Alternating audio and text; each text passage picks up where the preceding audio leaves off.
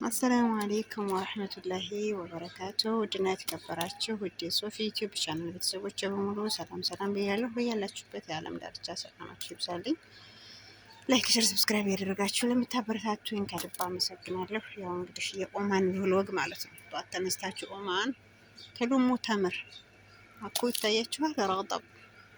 ራጠብ ያው አንደኛችን ከላይ ተሰቅለን አንደኛችን ደግሞ ታች እየተቀበልን ይሄ ነው። ጧት ተነስታችሁ ሱብሂን ሰግዳችሁ ሉሙ ተምር ነው የምትባሉት ማለት ነው። ይሄንን ይመስላል የቆሻሻ ገሪ ማለት ነው። ተምር ማሻአላ